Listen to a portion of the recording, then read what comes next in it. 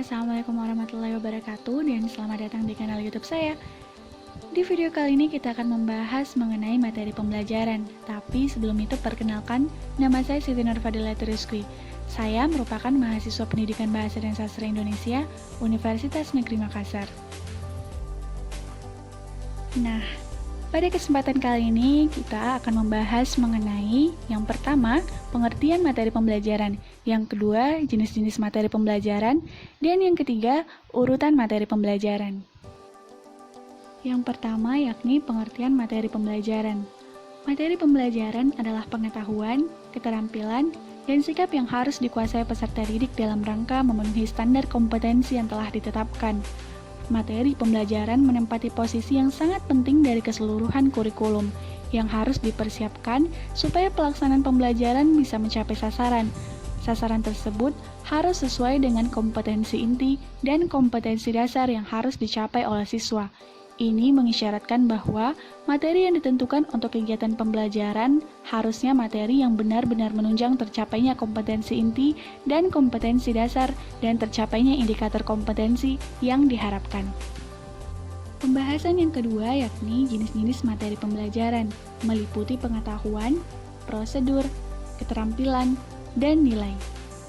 Nah, jenis-jenis materi pembelajaran yang pertama yaitu pengetahuan. Pengetahuan meliputi fakta, konsep, dan prinsip. Fakta adalah semua hal yang berwujud kenyataan dan kebenaran, yaitu nama-nama objek, peristiwa, lambang, nama tempat, nama orang, dan lain sebagainya. Yang kedua, yakni konsep adalah hasil penyimpulan tentang suatu hal berdasarkan atas adanya ciri-ciri yang sama pada hal tertentu. Konsep berwujud pengertian-pengertian baru yang bisa timbul sebagai hasil pemikiran, yaitu definisi, pengertian, ciri khusus, hakikat, inti atau isi, dan sebagainya. Nah, yang ketiga, prinsip adalah suatu pernyataan yang menjelaskan tentang hubungan antara dua konsep atau lebih. Istilah prinsip kadang-kadang disebut juga dengan aturan atau generalisasi. Jenis-jenis materi pembelajaran yang kedua yakni prosedur. Prosedur yaitu materi pembelajaran yang berupa langkah-langkah melakukan suatu kegiatan secara berurut. Contohnya, langkah-langkah dalam memakai metode ilmiah yaitu merumuskan masalah, observasi, hipotesis, melakukan eksperimen, serta menarik kesimpulan. Jenis-jenis materi pembelajaran yang ketiga yaitu keterampilan.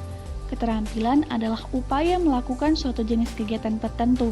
Keterampilan meliputi 3 macam, yaitu rangkaian respon atau reaksi, merupakan rangkaian gerakan-gerakan yang meliputi urutan tertentu untuk menyelesaikan suatu pekerjaan tertentu. Yang kedua, koordinasi gerakan, yaitu seseorang dituntut untuk memadukan sejumlah anggota badan untuk melakukan suatu pekerjaan. Yang ketiga, pola-pola respon atau reaksi, yaitu berkaitan dengan keterampilan mengorganisasi seluruh keterampilan yang dimiliki dalam mereaksi rangsangan, sehingga dapat dipertunjukkan suatu respon baru dalam mereaksi rangsangan. Jenis-jenis materi pembelajaran yang keempat yaitu nilai.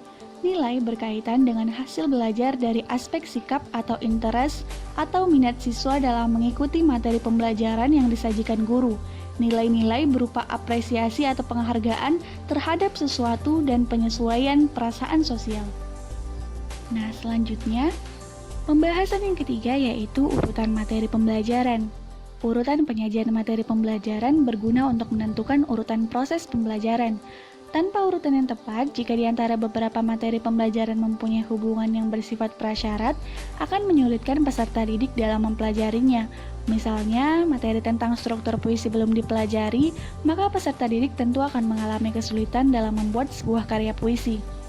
Dalam hal ini, materi pembelajaran yang sudah ditentukan ruang lingkup serta kedalamannya dapat diurutkan melalui 2 pendekatan pokok, yakni pendekatan prosedural dan pendekatan hierarkis. Urutan materi pembelajaran yang pertama yakni berdasarkan pendekatan prosedural. Urutan materi pembelajaran secara prosedural menggambarkan langkah-langkah secara urut sesuai dengan langkah-langkah melaksanakan suatu tugas. Misalnya, langkah-langkah dalam melaksanakan penelitian sosial. Contoh, urutan prosedural atau tata cara pada mata pelajaran sosiologi, peserta didik harus mencapai standar kompetensi, yakni mempraktikkan metode penelitian sosial. Nah, agar peserta didik berhasil mencapainya, harus melakukan langkah-langkah berurutan, mulai dari cara merancang metode penelitian sosial, melakukan penelitian sosial, mengkomunikasikan hasil penelitian sosial. Nah, adapun prosedur penelitian tersebut dapat disajikan dalam materi pembelajaran seperti menyusun rancangan penelitian. Urutan materinya yakni yang pertama menentukan topik penelitian, yang kedua perumusan masalah, judul, dan pertanyaan-pertanyaan penelitian, yang ketiga menetapkan tujuan penelitian, selanjutnya merumuskan hipotesis, yang kelima memilih subjek penelitian atau populasi dan sampel, yang keenam mengenali jenis data penelitian, dan yang terakhir menentukan metodologi penelitian. Nah, selanjutnya urutan materi pembelajaran yang kedua yakni berdasarkan pendekatan hierarkis. Urutan materi pembelajaran secara hierarkis menggambarkan urutan yang bersifat berjenjang dari bawah ke atas atau dari atas ke bawah. Materi sebelumnya harus dipelajari dahulu sebagai prasyarat untuk mempelajari materi berikutnya. Contohnya, urutan hierarkis atau berjenjang dalam menyusun rancangan penelitian. Agar peserta didik mampu menyusun rancangan penelitian, maka peserta didik terlebih dahulu harus mempelajari konsep-konsep dasar ilmu pengetahuan yang mencakup kenyataan, yang kedua fakta, yang ketiga fenomena, yang keempat masalah, yang kelima data, yang keenam bukti, ketujuh asumsi, kedelapan hipotesis, selanjutnya generalisasi, yang ke-10 proposisi, yang 11 postulat, yang ke-12 teori, dan yang terakhir konsep. Selanjutnya, peserta didik menerapkan konsep tersebut dalam pelaksanaan penelitian. Nah, teman-teman, itulah tadi topik pembahasan kita mengenai materi pembelajaran. Apa pengertian materi pembelajaran? Apa saja jenis-jenis materi pembelajaran? Dan bagaimana urutan materi pembelajaran? Semoga apa yang saya sampaikan benar-benar dapat dipahami. Terima kasih telah belajar bersama saya dan wassalamualaikum warahmatullahi wabarakatuh.